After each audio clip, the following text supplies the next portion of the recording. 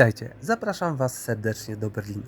Znajduje się tu hotel Estral Berlin, w którym co roku ma miejsce niesamowite wydarzenie. Odbywają się tu jedne z największych targów na świecie. Mam okazję być pierwszy raz na tak dużym evencie. Wydarzenie odbywa się zawsze na początku roku, końcówka stycznia, początek lutego. Trzydniowe targi przyciągają niesamowite ilości osób z różnych zakątków. Ja akurat miałem okazję uczestniczyć w tych targach tylko 2 dni. Był to pierwszy dzień targów, czyli czwartek, oraz trzeci dzień, którym była sobota. Piątek poświęciłem na zwiedzanie Berlina. Na trzydniowy bilet trzeba przeznaczyć 34 euro. Można również taki bilet nabyć na miejscu, ale wtedy to będzie nas kosztować 10 euro więcej. Jednodniowy bilet kosztuje od 17 do 22 euro. Na tak dużych targach nie miałem jeszcze okazji być. Hotel prezentuje się zjawiskowo, jest największym hotelem w Niemczech, a ja zapraszam Was na krótką relację z tego eventu.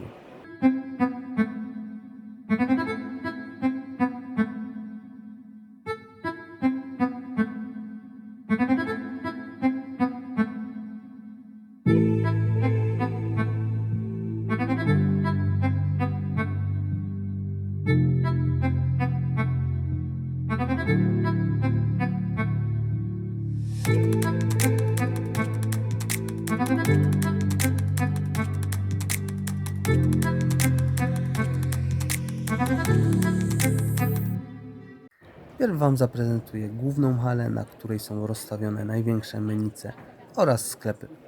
Wchodząc na halę, ekspozycje niektórych stoisk przyciągają wręcz jak magnes. Odwiedzający mają szansę podziwiać prawdziwy kunszt numizmatyczny. Tutaj macie możliwość zainwestować swoje pieniądze w monety bulionowe oraz złote. Sztabki inwestycyjne w każdej dowolnej ilości. Ogromne ilości monet, każdy znajdzie coś dla siebie. Nie da się pokazać wszystkiego na filmie, to trzeba po prostu przeżyć samemu. Niesamowity rozmach i klimat. Macie również tutaj możliwość oddać monety do gradingu. To jest właśnie fajne w takich inventach, bo wszystko można załatwić na miejscu i przy tej okazji spędzić miło czas.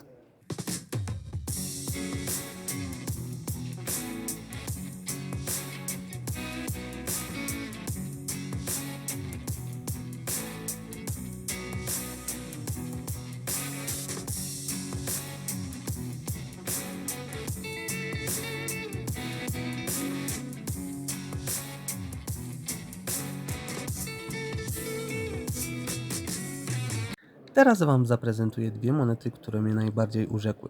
To ja najbardziej będę wspominał z tego inwentu. Pierwsza oto tu widoczna moneta o wadze 2 kg, 250-frankowy Matterhorn z oszałamiającym ultra high reliefem. Moneta o grubości 12 mm, ale dodatkowo musimy doliczyć do tego stronę awersu z 14 mm grubością i rewersu z 5 mm grubością. Uwielbiam góry i ten temat mi jest bliski. Na przodzie monety widzicie 7 śmałków, którzy w 1865 roku zdobyło jeden z najwyższych szczytów w Alpach, Matterhorn. Niestety 4 towarzyszy tej wyprawy nie miało tyle szczęścia i zginęli podczas zejścia. Można niemal usłyszeć wiatr wokół tej potężnej górskiej struktury. Nakład to 50 sztuk. Druga moneta, producentem jest Menica Polska, ale emitentem Republika Kamerun. Futurystyczny projekt numizmatyczny, który lata. Odbiegający od tradycyjnego menicerstwa, produkt opisany jako żywy dowód na to, że numizmatyka nieustannie przekracza nowe granice, a niebo nie jest limitem. 7 uncji srebra w postaci latającego UFO nad specjalnym podestem. Jest to pierwsza latająca moneta na świecie.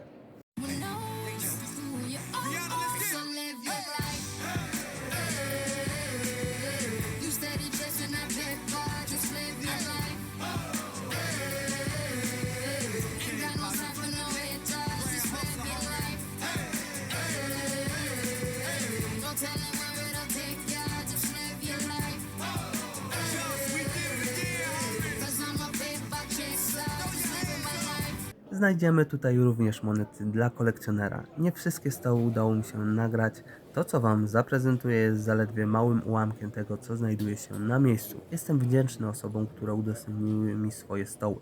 Ale wracam do tematu. Jak widzicie, bardzo dużo monet 2 euro w zestawach rocznikowych, specjalnych zgrzewkach. Można nabyć również rolki bankowe. Sporo monet bulionowych leżących luzem w kapslach. Mnóstwo monet Young Silver w pięknych i też w tych gorszych stanach. Kilka stoisk było poświęconych również falerystyce, ale tutaj tylko powiem to, że rzeczy znajdujące się w tych woreczkach foliowych wyglądają obłędnie, bardzo zadbane i efektowne, tak jakby wczoraj były wykonane. Na pewno osoba interesująca się tą dziedziną znalazłaby coś dla siebie. Jest to jedno z wielu stoisk, które było można spotkać na inwencie. Udało mi się uchwycić poszukiwania pewnego kolekcjonera, który w skrzynkach z monetami Young Silver poszukiwał rzadszego rocznika. Przeglądałem również te skrzynki i udało mi się trafić kilka sztuk mapek oraz innych sreberek z Polski. Te sztuki posiadały niesamowitą zieloną patynę, niestety nie udało mi się tego nakręcić. Ten moment poszukiwań nagrałem w sobotę, także możecie zauważyć, jak już pod sam koniec inwentu panuje spokój.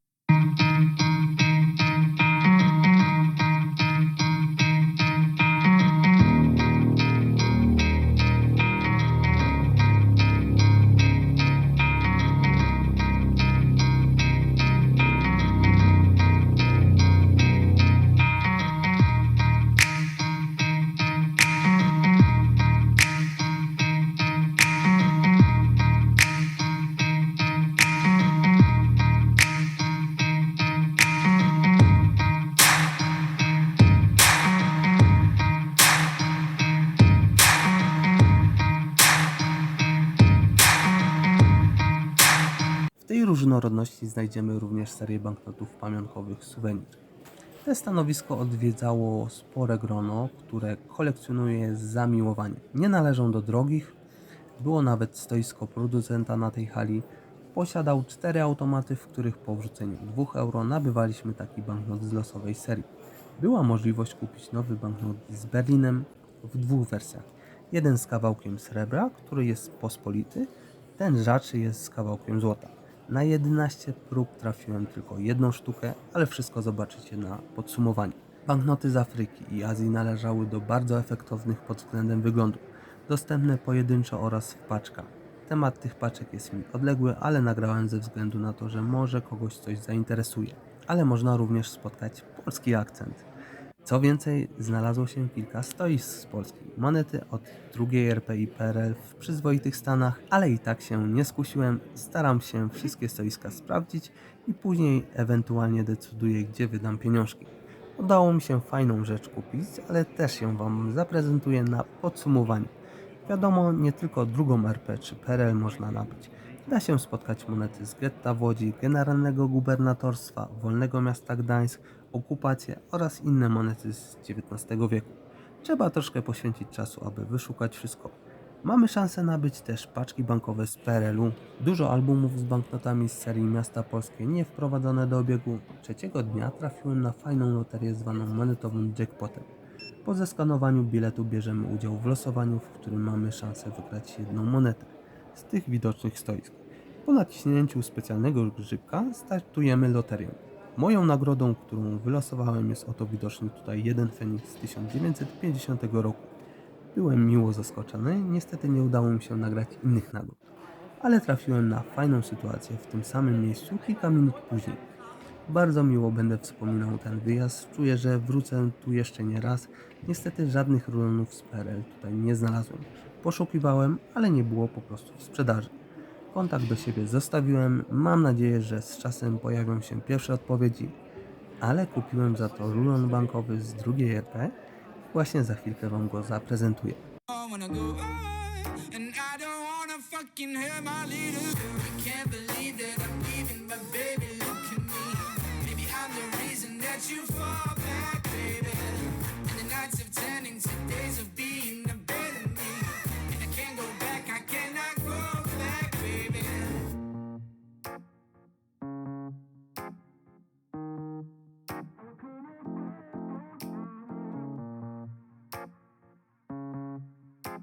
Ale zanim Wam go pokażę, pochwalę się innymi rzeczami, które kupiłem.